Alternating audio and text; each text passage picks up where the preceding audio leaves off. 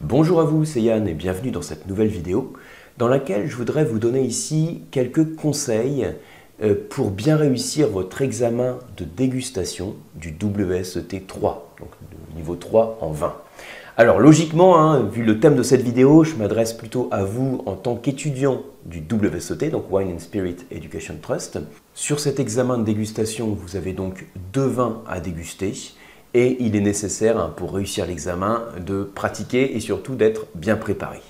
Voilà, donc indépendamment de tous les conseils que vous pouvez avoir de manière plus formelle sur la formation, des conseils et des techniques que peut vous donner votre formateur, je vous donne ici un petit complément en espérant que ça puisse vous aider. Je vous mets également sous cette vidéo donc un petit récapitulatif de ces conseils, également une petite grille d'exercices pour vous préparer de manière plus spécifique à l'épreuve de dégustation. Alors, le premier conseil que je vais vous donner, ça semble un peu basique, mais je tiens à le citer quand même en premier conseil, c'est apprenez le barème de notation de l'examen de dégustation. Et servez-vous de ce barème pour bien remplir votre fiche. Alors, je m'explique tout de suite. Je vous ai dit, quand vous faites l'examen de dégustation du WSET 3, vous avez toujours 2 vins à déguster. Vous aurez toujours un vin blanc et toujours un vin rouge. Alors, il peut y avoir des vins avec du sucre résiduel, mais ce sera toujours un blanc et toujours un rouge.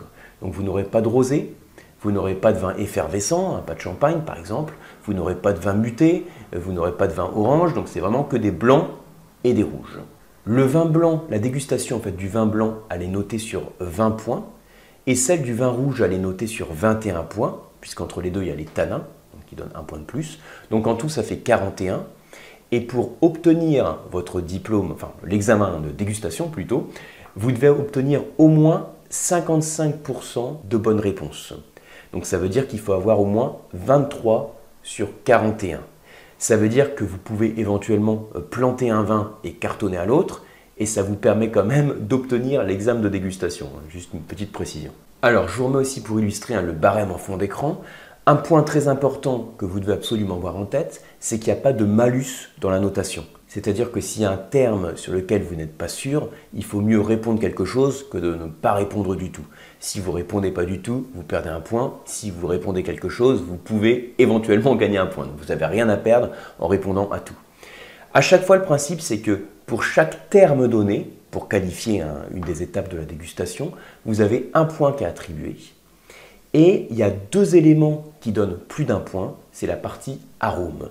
Donc arômes au nez qui sont notés sur 5 points et les arômes en bouche qu'on appelle les saveurs dans le WSET qui sont notés sur 3 points.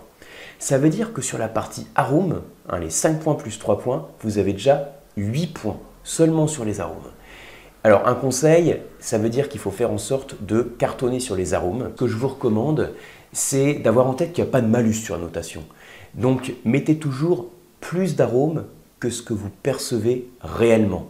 Alors ne mettez pas non plus 30 arômes ou ne récitez pas toute la fiche, toute la liste des arômes, mais quand vous avez quelques arômes sur une famille donnée, n'hésitez pas à lister d'autres arômes de la même famille.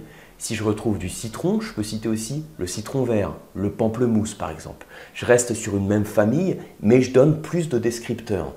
Ça, c'est important de le faire. Vous pouvez citer 10 arômes, 12 arômes, ça ne va pas vous enlever de points, ça pourra que vous en donner en plus. Si on veut 5 points sur le nez, il faut au moins 5 bonnes réponses. Donc, vous pouvez en citer plus, et pareil sur la bouche au niveau des arômes. Alors, petite parenthèse, toujours en parlant de la notation, puisqu'on est sur la partie arômes, sachez que vous n'aurez pas de points en citant la catégorie des arômes, primaire, secondaire ou tertiaire, ou en citant les familles. Donc vous pouvez éventuellement citer les familles ou la catégorie si ça vous aide, mais les points sont donnés sur le descripteur. Donc c'est vraiment le nom de l'arôme qu'il faut citer. Mon deuxième conseil, c'est d'apprendre par cœur la structure de la fiche de dégustation. Vous savez qu'au moment de l'examen de dégustation, vous n'aurez pas le format de fiche sous les yeux, donc il faut la connaître par cœur. Pour ça, je vais vous donner ici quelques trucs.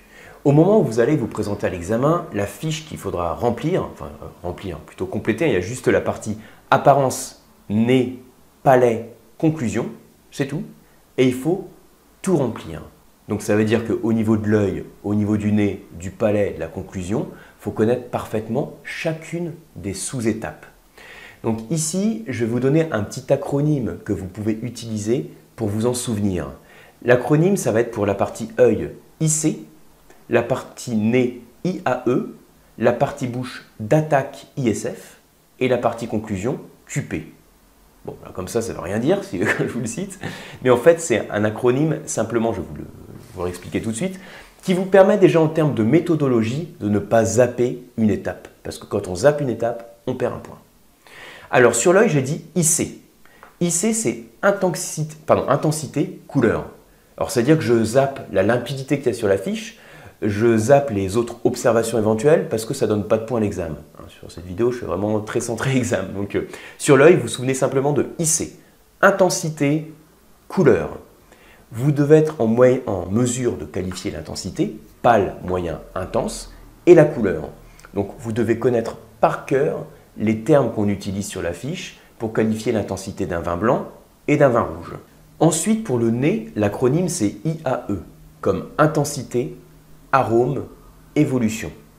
Chaque fois que vous sentez le verre de vin, ce sont les trois choses que vous devez avoir en tête. L'intensité, je ne parle pas de la condition, un défaut, pas de défaut, parce qu'il n'y a pas de point dessus. Donc IAE, intensité, arôme, évolution. Donc je ne reviens pas ici sur comment savoir si le vin est totalement évolué, s'il est plutôt fatigué, etc. C'est des choses que vous voyez en cours. Mais simplement, là, j'insiste sur des petits trucs pour bien mémoriser. Ensuite, sur la partie bouche, je vous ai dit d'attaque ISF. D'attaque, c'est donc D-A-T-A-C, comme le D, c'est douceur. Pour la sucrosité, c'est la terminologie du WSOT. Ensuite, le A de acidité, le T de tanin, le A de alcool et le C de corps. Et ensuite, quand vous avez cette partie gustative, il y a la partie arôme.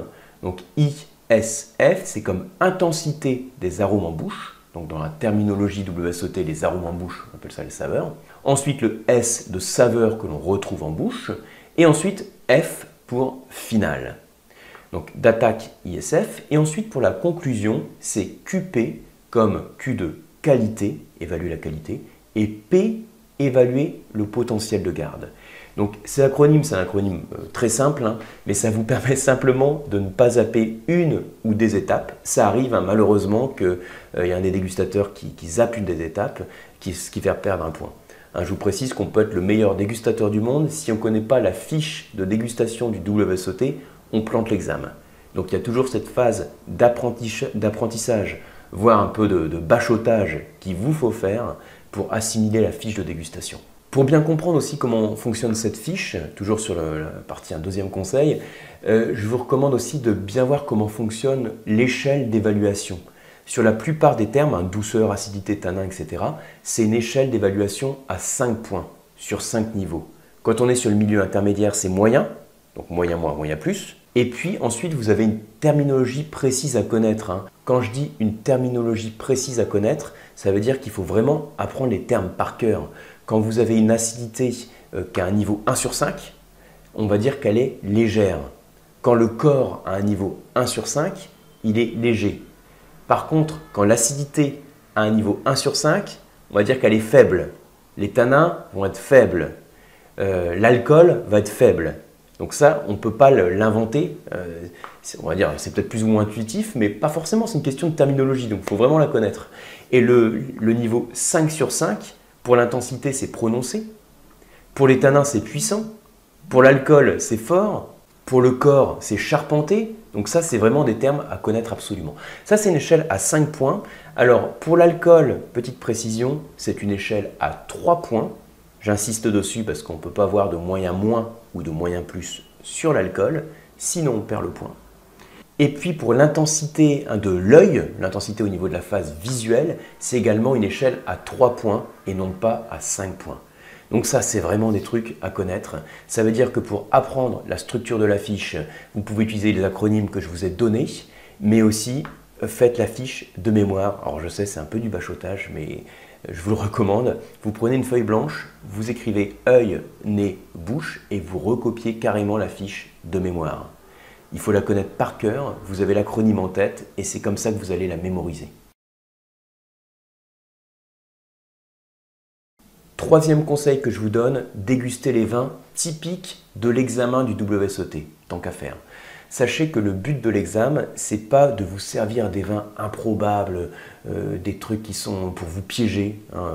Parfois, je présente ici sur cette chaîne des dégustations sur des vins justement qui sortent un petit peu de l'ordinaire, qui sortent des sentiers battus. Sur le WSET, on va vous faire déguster des vins typiques. Vous allez avoir un blanc et un rouge, et puis ce couple de vins qui vous est proposé, il va avoir des caractéristiques différentes, spécifiques.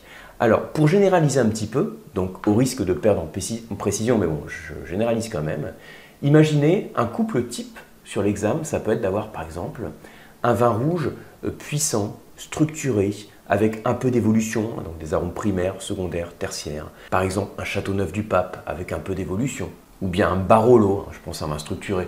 Et puis, en face, vous allez avoir un blanc, par exemple, plus léger, sur des arômes primaires, un Muscadet, un Pinot Grigio. Donc ça, c'est un exemple de couple. Ou alors, vous pouvez avoir un blanc avec plus de corps, de structure sur une gamme plus premium, un Chardonnay de la Côte de Beaune avec un certain corps, ou un Sauvignon néo-zélandais. Et puis un rouge, au contraire, qui va être plus sur la fraîcheur, sur le fruit, comme un jeune Beaujolais, par exemple. Là, je vous donne un exemple de couple assez classique qu'on pourrait avoir sur un examen du WSET de niveau 3. Je vous rappelle que dans la fiche PDF que vous pouvez télécharger, je vous donne quelques exemples comme ça pour vous entraîner. Tant qu'à faire, autant s'entraîner sur des types de vins qui peuvent tomber à l'examen.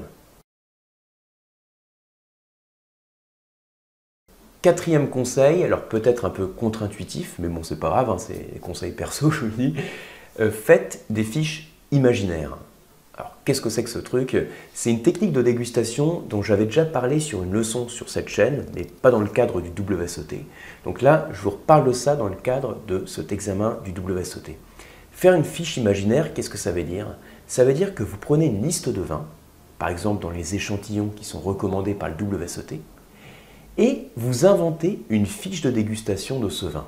Alors évidemment, ça va être un petit peu compliqué si vous dégustez pas le vin, de savoir l'intensité en termes d'arômes, même de connaître précisément les arômes que vous avez.